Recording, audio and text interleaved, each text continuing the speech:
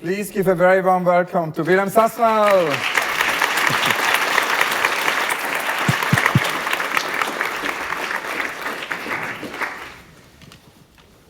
So I was wondering how to begin, and of course, many thanks to Sam and Theodora and everybody else at the Beyeler Foundation. I wanted to maybe begin with the beginning, but then I thought we should begin with what happened before the beginning, because usually Dan Graham once told me that we should always ask the question about what music an artist is listening to. We only can understand an artist if we also know what kind of music he or she is listening to.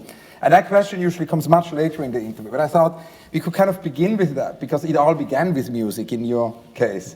So I wanted to ask you to tell us a little bit about your beginnings and this obsession you had in your early teens, really, as a teenager. I will bring it back because I knew your question about my first painting in my catalogue raisonnable. What would be? So I think that would be just that would be vinyl. That would be a painting I did, I think, in 1999, and this is on the green background. There is the black vinyl record with a red sticker on it. So that was indeed how. What was very important for me was all this entourage around music, and my interest in art came from music. I was a teenager when I started listening to. Oh. Can I talk without microphone? Yeah, with microphone. So I started listening to metal music. I became a little bit more aware, not listening just only what was on the radio, but I became a metal fan, and through metal I was trying to copy sleeves, covers of the bands, right on the bags that we carry on going to school, the logos, the motifs from the music. And that's how I realized I have these skills that I can redraw or repaint. That's quite easy for me. And through this music, I came to alternative. I remember first I heard in 1987. I heard the first record of Bauhaus. I didn't know what was Bauhaus. First I heard the band. Then I learned that it was this artistic movement, and that's how it started. And I trying to learn about, for instance, Cubism. I read a book about Cubism. I didn't understand a sentence from that because it was very complex, very professional book. So that's how I learned that music interfere with art, and that was the beginning of my interest in art. And there was also architecture quite at the beginning, because you left the place where you were born for Krakow, actually initially to study architecture. And I'm interested to know a little bit more about that, and what was and why you then left architecture. When I came to Poland first, we met this amazing visionary architect, really, called Oskar Hansen, because I did a whole series of interviews with Polish pioneers. We went to see Stanislav Lem. So we actually came to Krakow in the late 90s several times, once to meet Stanislav Lem, once to meet Czesław Miłosz, and then also, and that was somewhere else, I don't remember where, quite remote, to visit Oskar Hansen. Of course, Oskar Hansen was this very pioneering architect who invented open systems and who was never really allowed to be an architect. So he then, because of the censorship and his impossibility to really be an architect, he somehow then went into art education and became the teacher of many artists. I was wondering, what about your background in architecture? No, that was very mundane. I didn't have idea about Oskar Hansen. I wanted to be an artist, but I knew that being in technical, my secondary school was technical. I knew that I'm not gonna get to Academy of Fine Arts, so architecture was only a substitute for a painting department. That was finally became my aim, and I succeeded after 2 years to get to Academy of Fine Arts. But of course, and what is interesting, that architecture was for me quite I would say, transparent at that time. I wanted to be an artist. So because studying architecture was there was part that I could draw or paint, and of course being a design the buildings was fun, but there was a lot of technical subjects that I didn't like. So, but what's interesting that now architecture became for me quite important, but also because I see how it reflects how society and vice versa reflects society and architecture. But that's what happened recently, and actually I take advantage of knowing something from that moment when I studied. And I was interested also in your beginnings related to a group, because you mentioned once in an interview, actually, with Achim Bachadius, that there was a group called Pretty Group. I don't know what it is in Polish. Ładnie. Yeah, exactly. And what was the group? Did the group have a manifesto, or?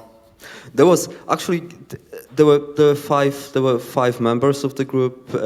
Each of us had a different idea, and actually what was common in this group that we partying together, and we were throwing parties. We were making a sort of backgrounds for the parties, playing music, but we didn't. And there was one of us, Marek Firek. He was an author of many manifestos, but they were rather manifestos for him.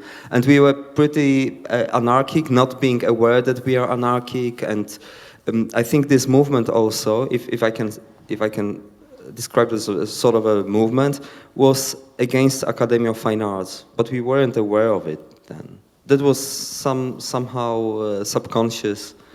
We didn't want to paint and work that the professors expected from us. So, yeah. And you were at that time, of course, also, and I remember that from an earlier conversation, also, reacting to a sort of a lack of pop art in a way. There was not really any color important at the time. So it would be maybe interesting to hear a little bit about that, because it seemed that there was maybe a reaction or something like that. You also said, I remember, because we met actually for the first time in 2002, and it's interesting because it's the same year when you also for the first time exhibited in Basel and had this, breakthrough presentation here at the Liste, which got so much attention in 2002.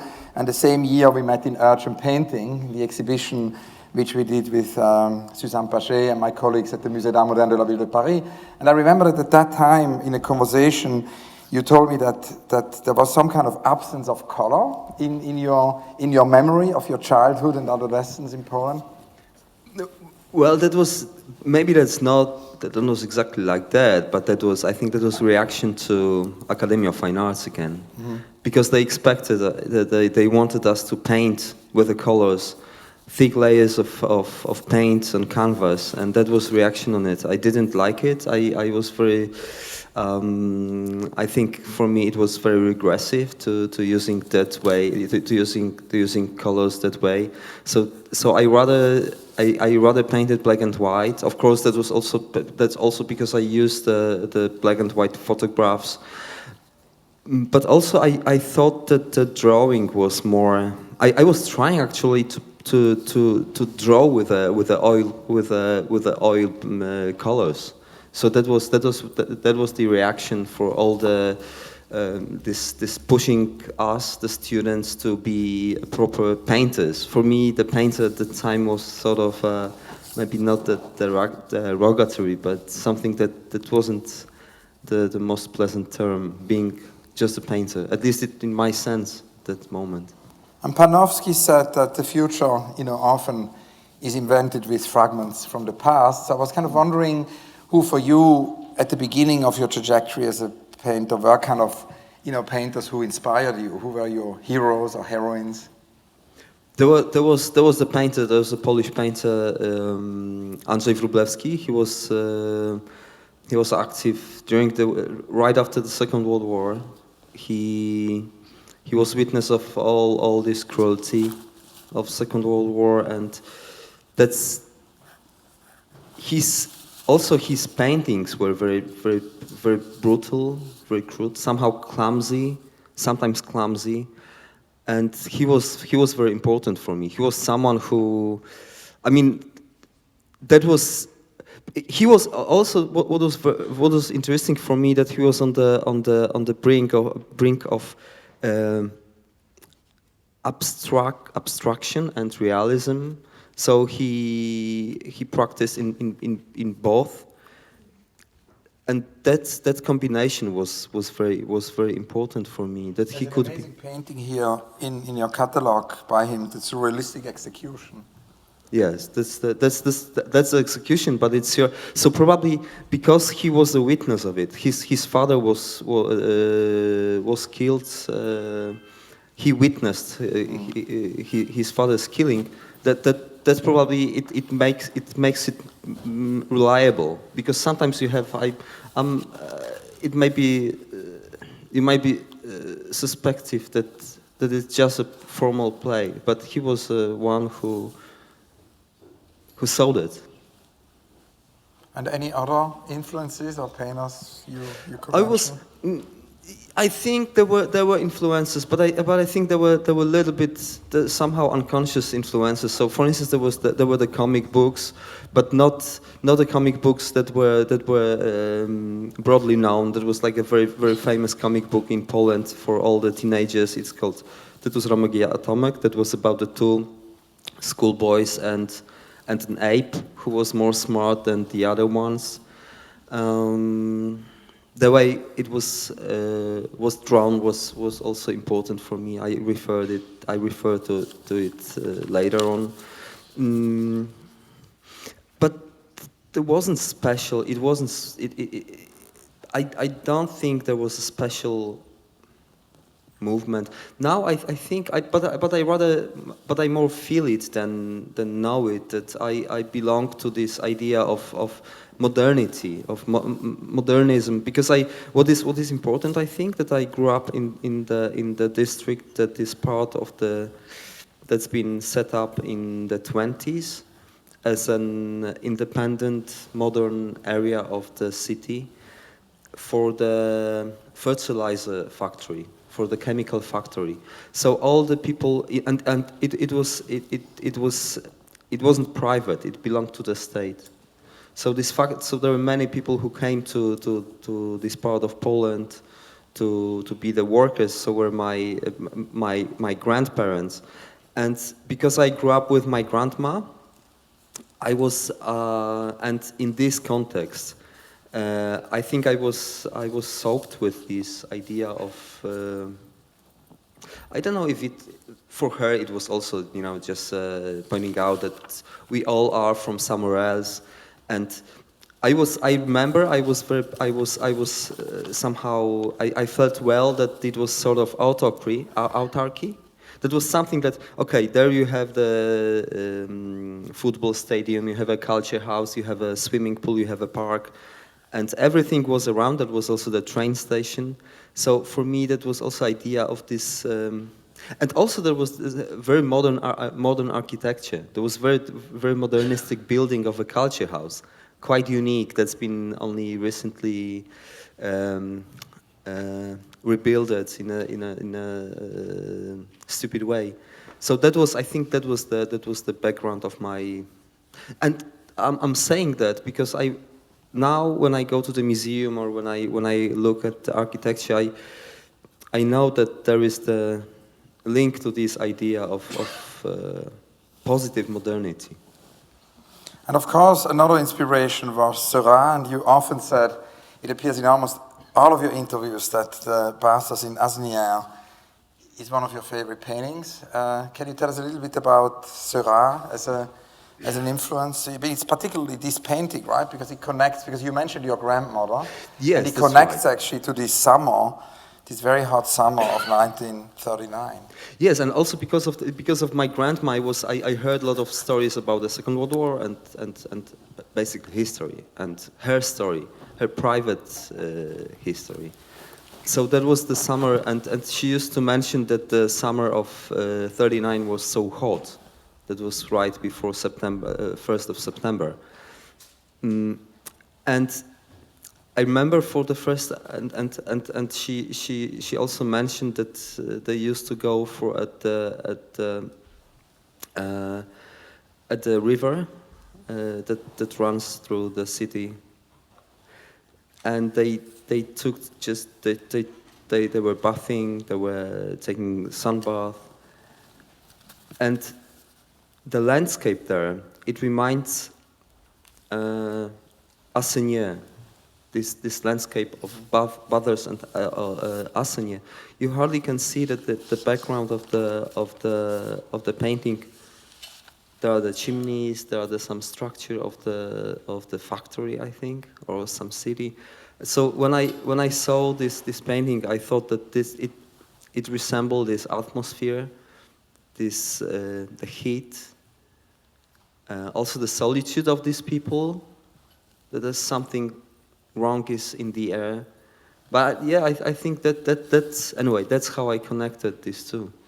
And you mentioned that, through your grandmother, there is this connection to the Second World War, the connection to the memory also of the Second World War, and that at a certain moment started to enter the work. It didn't enter the work at the very beginning, but it started to enter the work, of course, through the Mao's in Poland work. And you said that actually several things were inspiring there. There was, of course, Landsmann's Shoah. There was also Jan Thomas Gross, the neighbors. I wanted to ask you a little bit to tell us about that, because that was a very important moment where the work somehow shifted. That was also the moment when in Poland the discussion started about role of Polish citizens, what they did, how they behaved toward Jewish neighbors during Second World War, because we were learned as a Polish kid in the primary school and later on as well, that we are only the victims, that we were that we are the heroes of the of humanity, because we behaved that way. We were the so victimized. And at the turn of it was actually turn of the centuries when this book by Jan Thomas Gross was released and they broadcasted. Anyway, there were we called it like a white pages of history that were written, that were filled with the description what's happened during these times. I mean, you always knew that there are some parts of the cities that were abandoned, that were empty, that there are some ruins of synagogues and so on. So, and all these facts, either Shoah by Landsmann or Maus by Spiegelman or Jan Thomas Gross, were about the same, how Polish people were silent, or sometimes they even helped to Nazis to get rid of Jewish neighbors. And for me, at the very beginning, because I was thinking that's too much. I can't accept it. That is something. Maybe that's not. I didn't deny it, but somehow something deep in myself was telling no. That's too much. And I thought that it's so important to work it on, that I couldn't resist, and that's how it started. I never, but I have to say that I never did dare to paint or to make a piece directly from the image of Auschwitz or other concentration camp. I always need some,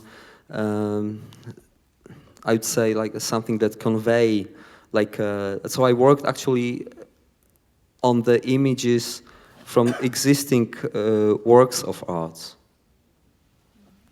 I was kind of wondering about Gerhard Richter in relation to that, because I didn't really find any references, because in previous interviews you talk about Seurat and you talk about different other painters, but I never saw an interview where you talk about Gerhard Richter. And I was kind of wondering, because talking about history and the way Richter, in a very complex way, connects, first of all, to, of course, the Second World War in terms of his own biography, and then later on to a more recent past with these paintings, which were exhibited here at the Beyeler, of the Bader Meinhof, of course. And as they were in these very spaces here, it somehow came to my mind that I maybe should ask you about that. I was very curious, what is your relationship to Richter?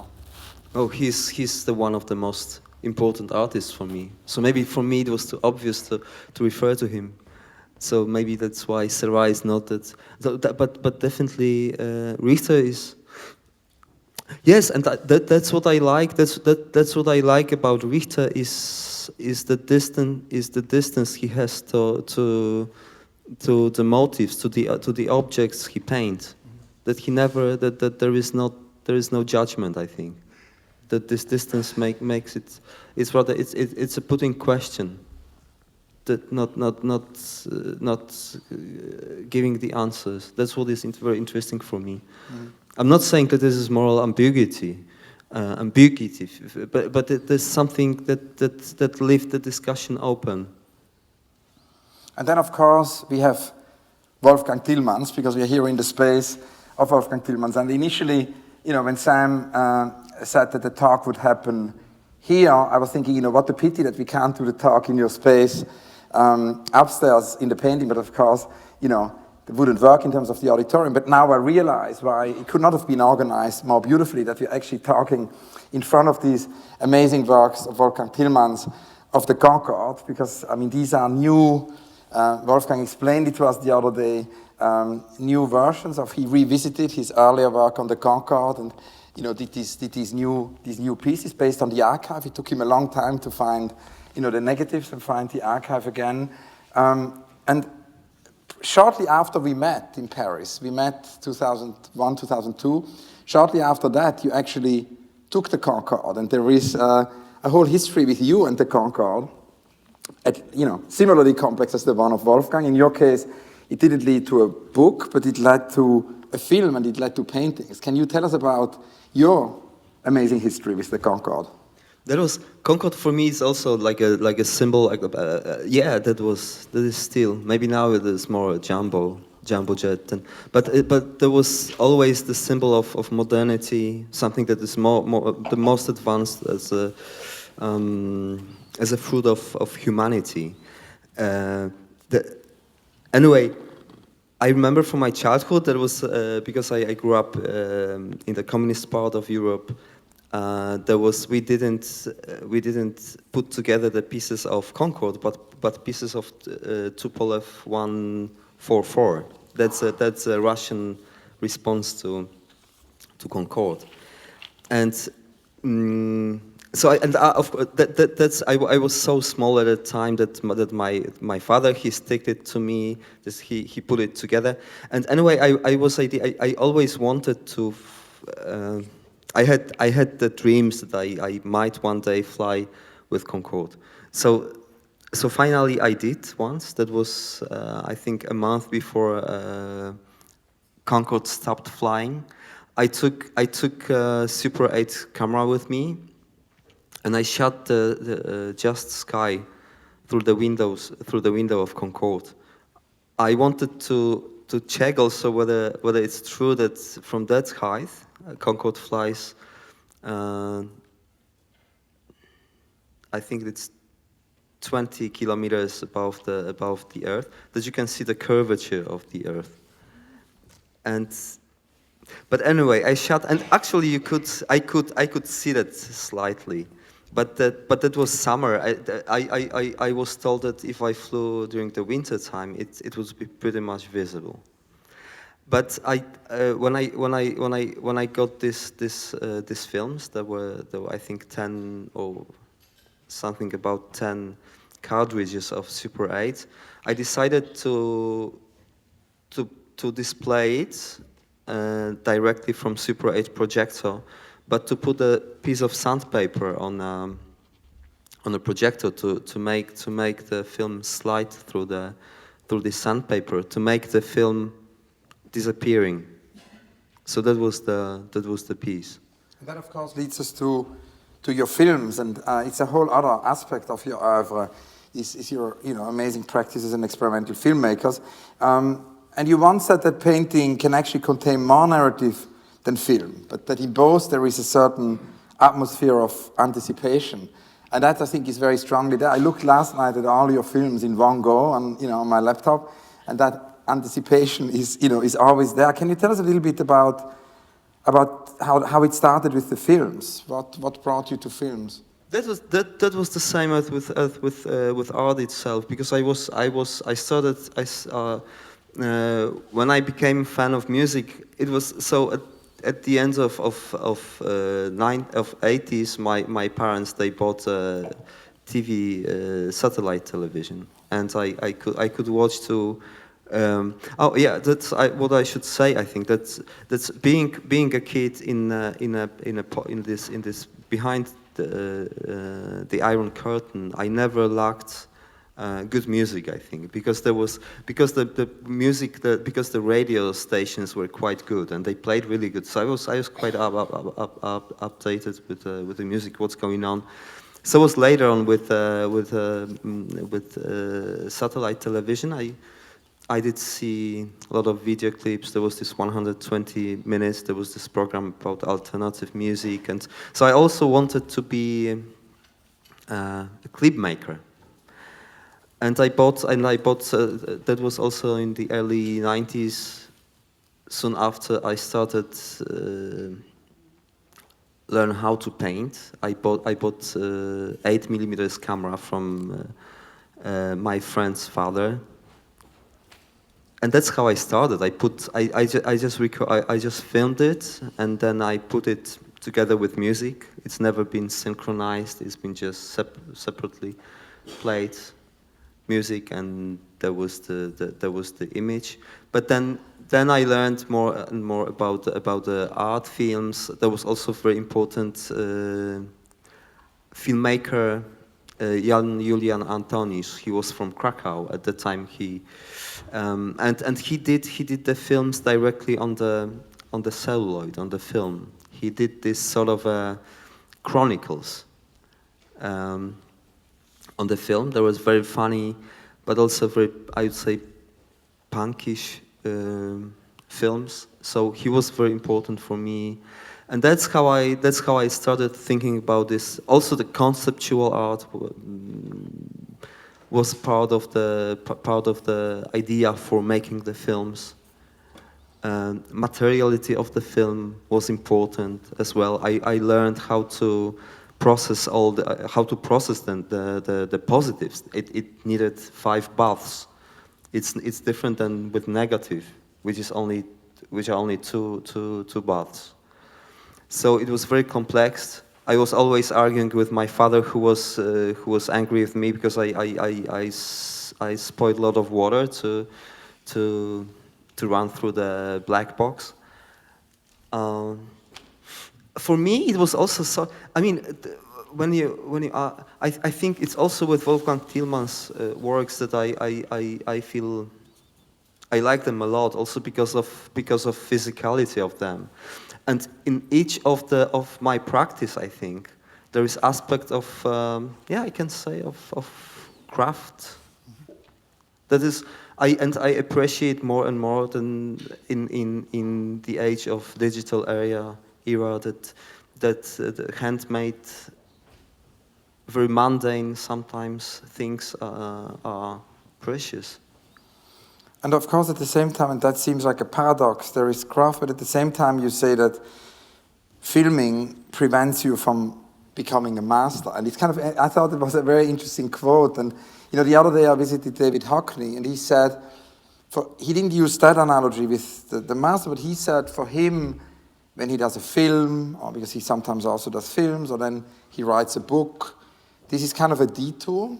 He needs this detour to always come back to painting.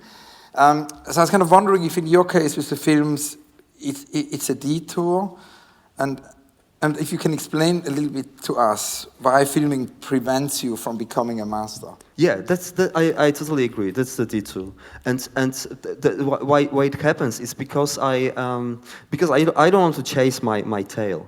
I imagine that being just a painter, I could just be be master of a style of Sasnal. I don't want to be like that. I want to surprise rather myself. I want to check so many things, but if I would be too close to painting, I wouldn't see in the broader context probably. I could be blind to the events of life, of what's going on in front of my eye, because I wouldn't like to know what I'm gonna paint this or the next day. That would be so boring. So maybe that's why I need film. And what is this, the most important distinction for me as to practice filming and painting is that painting is I can do in solitude, just on my own. The risk is I can make mistakes. I can waste even painting or time, which is different to the film set. And if I do the films with the big films that we've done so far with Anka, I do with Anka because it needs. Of course, Anka comes from rather from literature. And that's how it works, and she's more, also she can somehow organize and put the people together to navigate them. I'm rather one of the crew, and she can, I think it's also that's the crucial difference.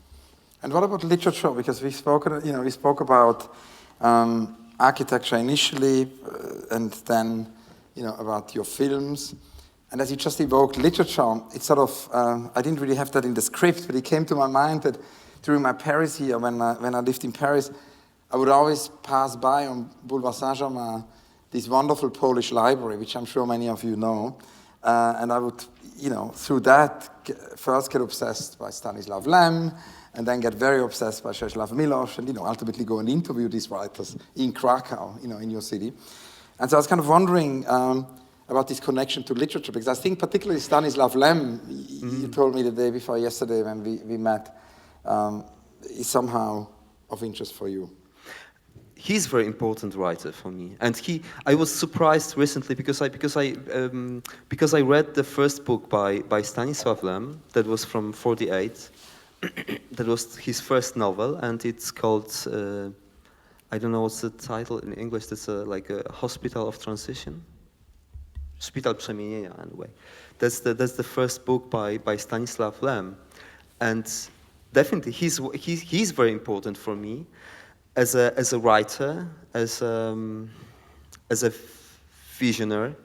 But of course there's also, and Miłosz, when you mentioned that you've been to Krakow to visit them both, I feel very proud. I have to admit that they two great writers, they lived there. And for me, for instance, Miłosz was also he's very important for me because he's the one who could describe the complexity of Europe and what can happen. What's going on now in Europe, in the world, before, because he experienced both. I mean, either Poland under Nazis occupation or Soviet occupation. So he was the one who was always in doubt, and he was leftist, but he's never followed any common movement. He was quite solitude in his thoughts, and he was somebody who didn't. He was also a teacher at Berkeley, so students didn't want to listen to him because they used to say that he's so anti. He's not joining the revolt, late '60s revolt, and he said, "Okay, I'm not gonna follow any common movement." Anyway, so these two writers are important. Yes. And do you also write sometimes? No, never. I mean, I do. I mean, what I write? Yes, that now I have a big. That's like a big project. I'm still at the beginning of it, even though I studied a year ago. I wrote the story, the history of humankind, sort of, but through my family. It starts in Africa, comes with the first man, when the ape becomes the man, and then tracing my roots, my parents, and so on, knowing some facts and filling the gaps between these facts, between these events. I wrote sort of the script for the comic book that I'm relearning how to draw the comic book with this story. And this will be a book project? Or yeah. That's gonna be like a big, but the script is quite long. I mean, it's gonna be like. So this is the material for a book. But it was actually interesting with Stanislav Lem. It's the only interview I ever did which really very badly went wrong, because we were thrown out of his house with Johanna Mitkowska. For the very simple reason that after about 45 minutes, I brought up Tarkovsky. And he got super red, and he said, in my house, one doesn't talk about Tarkovsky, you have to leave. Because he was very upset about Solaris. And initially we talked about the Futurological Congress, but he felt it was a strangely, obviously Tarkovsky had used his book and had made an artwork out of it. So it was very... That's interesting because he... Yeah, we were thrown out. It was very cold, minus 10 degrees, and Johanna and I were then in the snow and couldn't find a taxi. It was a real drama. I know that he accepted the other film, but he did the other film, but not Tarkovsky one. Yeah, no, the second one. Yeah, the second. He felt somehow okay about, because it was closer to his script or something like that. But to come back to paintings, I wanted to bring it back to painting and to your daily practice, or very to your ritual in a way of painting, because you talk about this idea that you really do every day almost a painting, and that the other day I spoke to Lynette Yadomboaki, and she said something similar. She said, if a painting isn't finished by the evening, then it's not going to be finished. You really, it's almost like a day a painting. I'm not sure if that's the case for you, but you also mentioned that one day a painting thing. You mentioned also that you have, with your family, that you have very clear, habits and rituals of going to the studio. And I wanted to ask you just a little bit to tell us about that, because I'm very interested in this idea that you say you don't really want to know, what you're going to paint in the future. You often say also that the painting develops whilst you paint, and there seem to be different possibilities how you come to a painting. Sometimes it's a found image, sometimes it's a newspaper, sometimes it's the internet. So I just was curious to know more how this works. Yes, painting is indeed it's a habit in my case, and I'm slower. I can't paint. Sometimes still I can paint one painting a day, but I'm sick when I have to leave the studio and when the painting is in a sort of a bad state, that that's nearly done, but it doesn't look promising. So then I have to wash it away and rather leave a blank canvas, waiting for another attempt. Sometimes I try many times. So just to make one painting, it needs, I don't know, maybe 5 even approaches to the same painting to be satisfied with. And yes, I work. I can't. I know I can.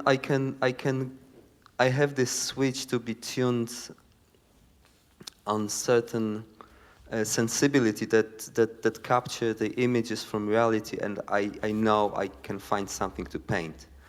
But basically, the images come. They come to me. I don't have to. Sometimes when there is the subject, when I want to know more about this subject, when I find something, and then I think it needs deeper researches. I look for another images on internet. Many of the images come from from traveling. I feel like a passenger and sometimes I feel just as someone who just only transmit the image that see onto the canvas. And of course, I want to leave it open. I can't say that I belong to any This we were talking today with Anka about this about cinema, and because there is this like very clear distinction in the cinema that you have a thriller, you have a psychological film, you have a horror, and so on. I don't. So it's different with painting. I don't belong to any. I don't want to belong to any genre. I can say, rather just to leave it as open as possible, to slide from reality to abstraction and then back. There's always like searching, and is very interesting. Just surprising myself is the most interesting. It's not when I go to the studio, I know more or less what I'm gonna paint. When I rather keep with myself the print of the image, but that's the one step. Another step is that but sometimes I leave it. I'm taking another piece of paper that I brought some days ago, but even though I try to redraw the outline I have on the printout, I redraw on the canvas, and I anticipate that it's gonna look this way. It doesn't work.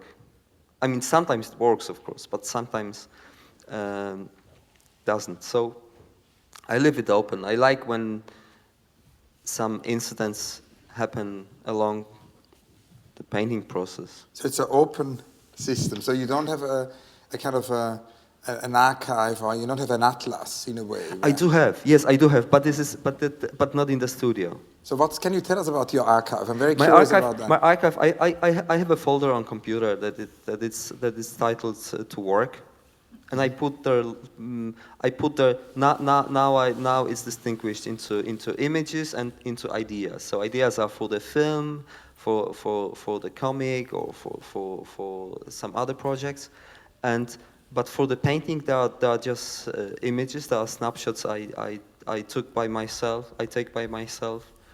And the JPEGs from internet. Sometimes I do also have I have also a physical folder with the turned out pieces of newspaper. And that of course leads to a question, which is the only your folder of ideas, and maybe not yet painted, images leads to the only recurrent question in all my interviews, which is the question of the unrealized projects. So I'm very interested, we know so much about architects' unrealized projects, as they publish them all the time, and they very often publish reality through, architecture magazines are full of unrealized projects, but we absolutely know nothing about the most well-known artists' unrealized project. We also don't know much about novelists' and poets' unrealized projects. And there are obviously lots of different reasons why a project is unrealized. Projects which are too big to be realized, maybe utopias, projects which are too small to be realized, forgotten projects, dreams.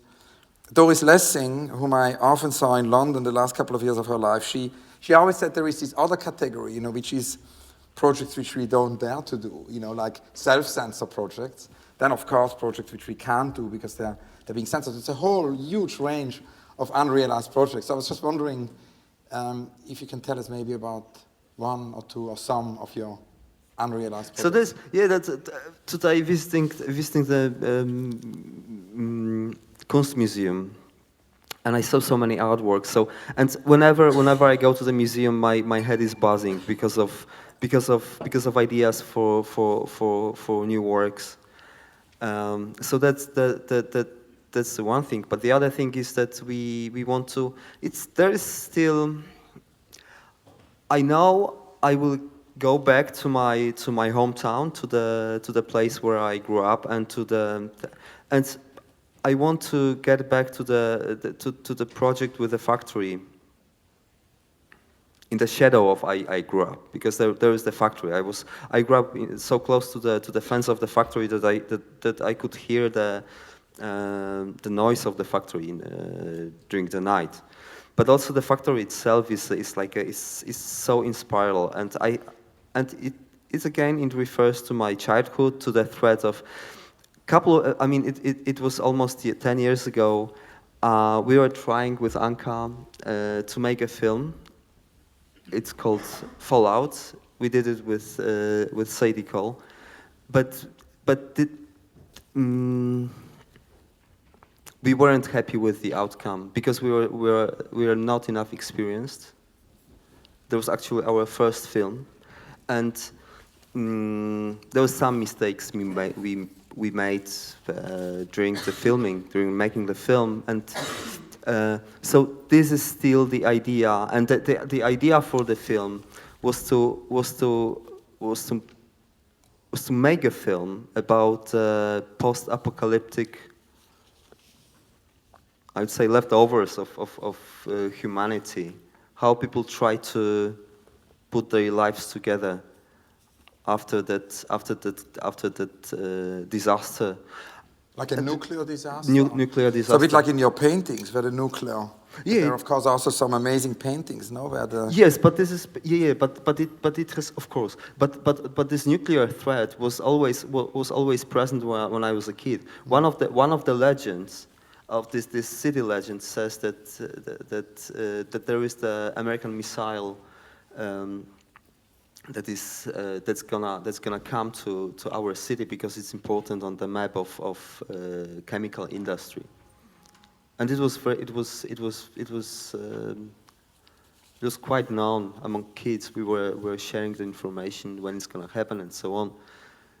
So that's one of the ideas. I think I still find it unexplored.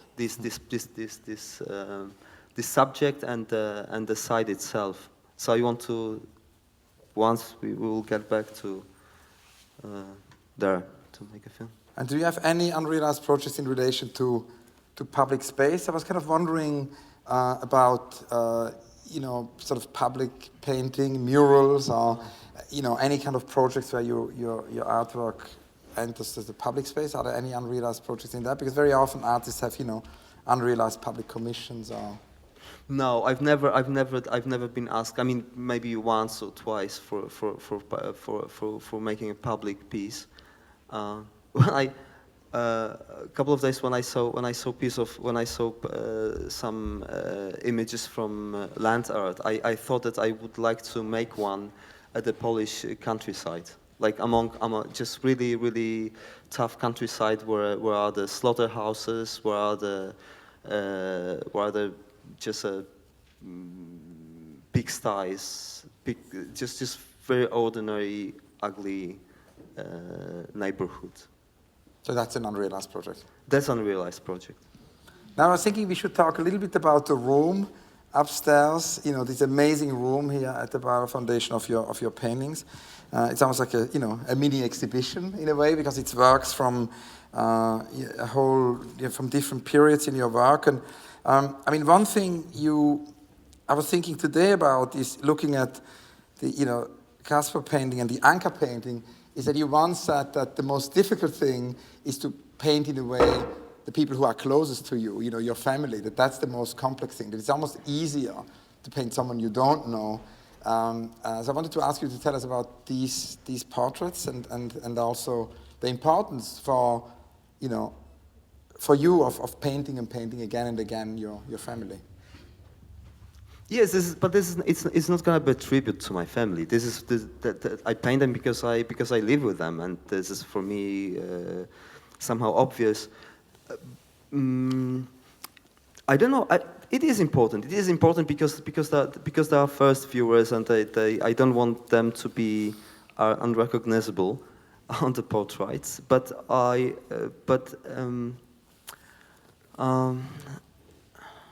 well, they are not indifferent to me. So that's why I want them to look just these, not the other way. And I remember first time when I was trying to paint Kacper. I think he was 5 years old. I tried many times. And there was always Anka's portrait instead of him. So I could see Anka, not him. So finally, I decided not to paint his face, but to put the letter K as the first letter of his name. But what I'd like to tell that I don't have to have any personal relationship to the person I paint. Sometimes it can be totally anonymous person that the image I come across. And then it's of course also places you paint. For example, the Sutro Tower has to do with a stay in San Francisco. So I think it wasn't a residency, but you just went there, right? Yeah. We just rented the house for 6 months. We lived there, and that's the view of Sutro Tower. And this is not the only tower I painted. I think that's what I like, that in different areas you have these antennas. Mm-hmm. Designed in a particular way. They are like the landmarks of the place. Not necessarily landmarks because I don't know, citizens of the city, they don't refer to it. They don't want to think of it. But there is always one. So I always see them, and they are, yeah. And then with the capital, that's of course connected to a book from your school days. That's another kind of possibility that very often your own biography, very old documents. You asked me about the atlas, if I have one. Yeah, so there's one. I have encyclopedia from the past, from the 80s. I have these books, these geography and history books from my school days. I keep them with myself. But this painting I painted after the image from the book, but with the awareness that I think 80% of citizens of Washington D.C. are the black people. So that's why I painted this. And then there is the Stark. That's a more recent painting for 2014, and that's of course a Polish symbol. That's one of the. I think this is the alternative Polish symbol, because we have an eagle in the emblem, proud, huge, white eagle. But sometimes we are. But lots of storks come. They spend summertime in Poland, which is another like a Polish symbol. So that's why there is the stork. And the oldest painting is Partisans from 2005. Can you tell us about that? These are also the partisans. The image I found in a book from about districts I grew up at. These are just anonymous partisans. I liked the faces. I thought I can paint them referring to the periods of pre-war period as a cubistic, expressionistic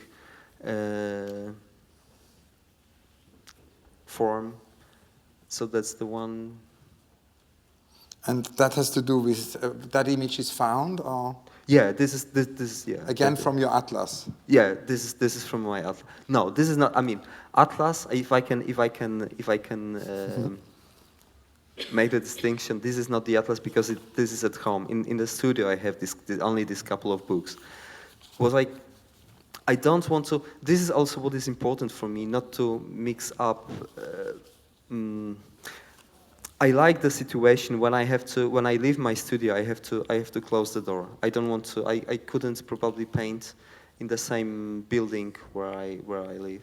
So the atlas is something that is in my studio, and the other materials, they are just like a regular books. They are on the shelves, and these are at home. And a lot has been written about your work ethic. And you know, we spoke about your grandmother and the story with the river. It seems that the work ethic has to do with your grandfather. Can you tell us about that? That's true. Yeah, he was one of these positivists. That he was a hard worker. I mean, he worked hard. He was a worker at this factory. I don't know how it's called. He was a man who works with the machine that can carve the spinning materials. I don't know how it's called. Anyway, so he was and the myth. One of the myths of him is that he worked for 40 years at the same factory. That if he weren't sick, he didn't miss a day of work. So I think I grew up also in this idea of work as something that is doesn't necessarily have to bring money, but makes you more valuable, important. Well, maybe not necessarily this way, but anyway. Also, when I was a kid, I was taught by my father about this triada. There's like first you have to do what is necessary, then what is fruitful, and then what is pleasure, what is for pleasure. So I think that this all my grandfather and this saying of my father that first you have to do what is necessary. That's made me a hardworking man. And I think it's also important because, of course, that has also to do, the work ethic has also to do with this idea of being an active citizen, no? Because and I think that's something we haven't spoken about yet, because you say that you kind of hate this idea of an artist who is just exclusive in the work, and that you feel the artist has to be an active citizen. So I wanted to ask you to explain that to us a little bit, and particularly also what it means in 2017 in Poland to be an active citizen. The other day, it was actually about a year ago, I sat at the dinner next to the mayor of Warsaw, who was at that time one of the last remaining politicians who wasn't in power in Poland, who wasn't part of that extreme form of nationalism which rules now in national politics in Poland. And she told me how nationalism is changing the constitution, how, and you often said that you hate two things. You hate nationalism and you hate Catholicism. So I wanted to ask you, to talk a little bit, I think it's important we talk a little bit about politics and how you see this idea of the artist as an active citizen in 2017. Whenever I have chance to talk about it in public, in Poland especially, I do, and I think that's what I see.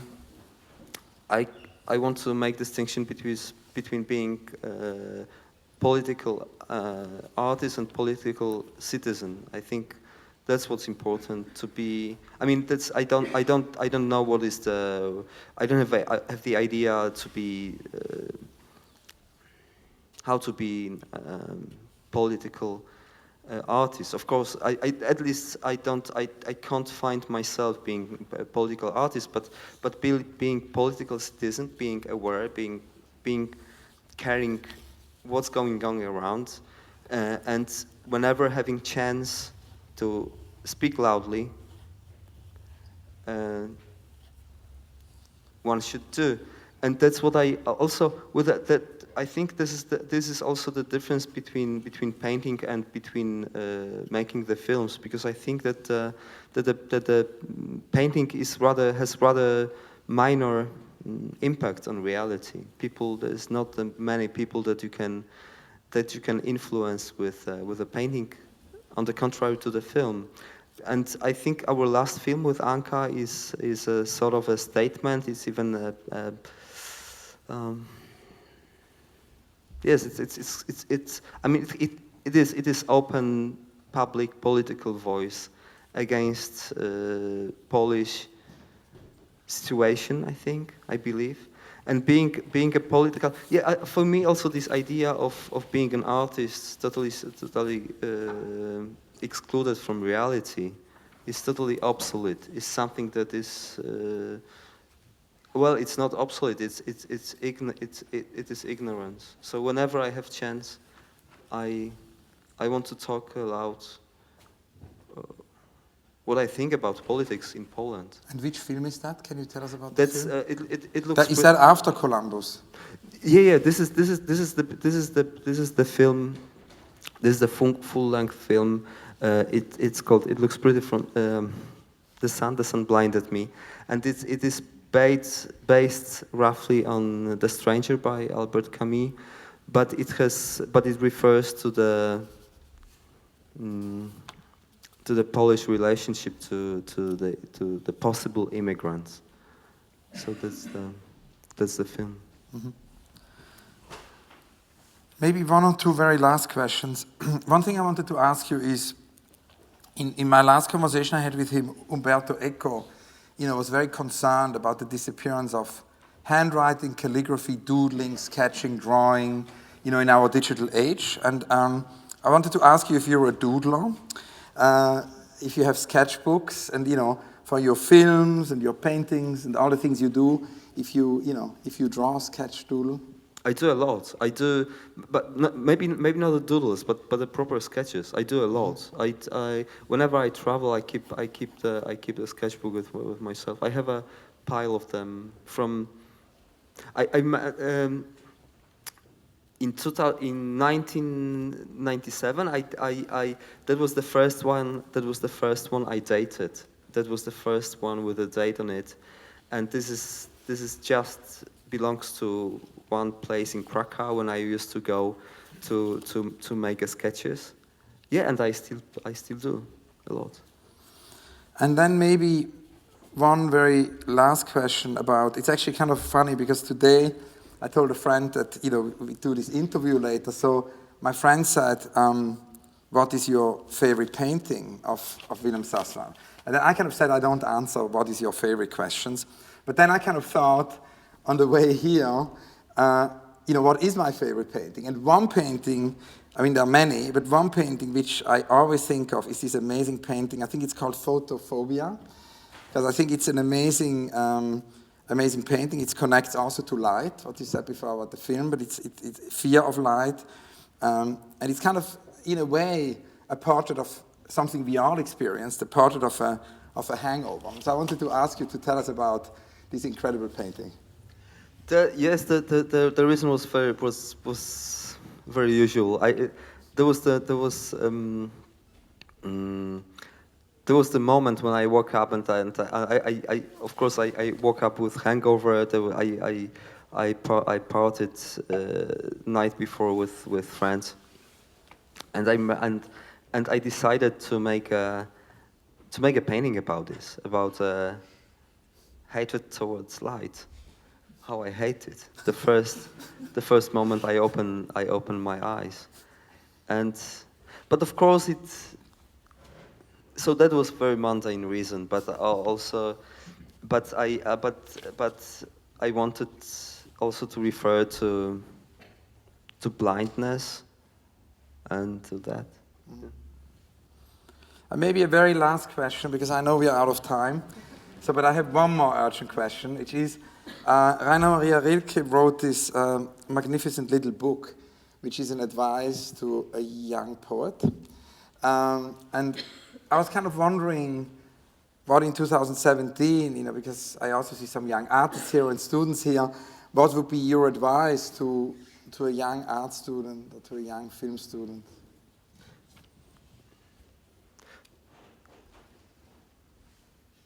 To be yourself and not to make things to please the others, not to flatter. There could not be a better conclusion. Wilhelm, thank you so much.